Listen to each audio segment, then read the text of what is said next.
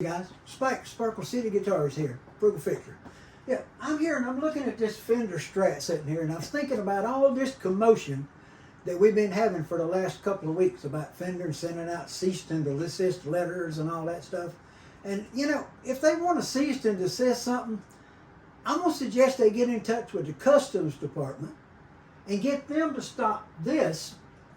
The whole thing is getting a little out of hand with all this complaining about Fender this and Fender that, when the Customs Department letting something like this come in the country with Fender logos and Fender serial numbers and come right through Customs and come to somebody. Hey, I've heard all I'm going to hear this week about Fender. I mean, this here, oh, it looks nice with Fender on it. No, it ain't. It's a piece of junk. It's Chinese. It's got the Fender name. It's got a serial number. Made in USA. I mean, it's got all the goody stuff on it, but it's junk. And here's the real problem. The Customs let this come into the country, and then some guy got it into the country, and what did he do with it? He put it on the marketplace and sold it for $650 to a poor, unsuspecting family. Oh, why did they let this get across the border? I mean, how does a guitar get in the country that says Fender that's not coming from Fender? I mean, how do you allow that? I mean, somebody's not doing their books. You can't stop the Chinese from doing what they're going to do, folks.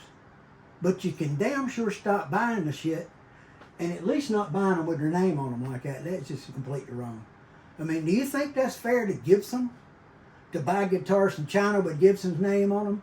And what's even more bad is, like me at my age, if I was to fall over dead and had some of them like that one sitting here, somebody would buy it thinking it was real, maybe. You know, I don't know. But I don't think they would on that one, because any idiot could figure out it was, well, most idiots could figure out it's not real. Yeah. But yeah, the whole point is this. If you buy some fake Gibson guitars and Fender guitars and bring them in and put them in your house and you got them there and you fall over, your family's going to be having them, and what they going to do with them? We got a fake Fender sale, or I'm giving away Gibsons. Yeah. Dudes, what are y'all thinking? Save your money up, buy you a decent damn guitar. Or make you a decent guitar, but damn sure don't buy fake shit. That's enough. I just, you know, all this complaining about Fender guitars, and the government's allowing this to come across the border, come into the country, and come through customs. Now, I know they can't check everything, but don't you think they could at least check a headstock on them and see if they got a name on them that's, well, not theirs? That's just not right, guys. I'm sorry. And if you're upset because I'm saying what I say, I am sorry about that.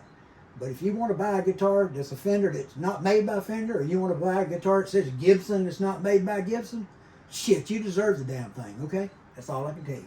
Here in China, do they play by the rules? No. Do they care? No. If you're going to sue them, what are you going to get? 2 bowls of rice? That's about it. Y'all be good.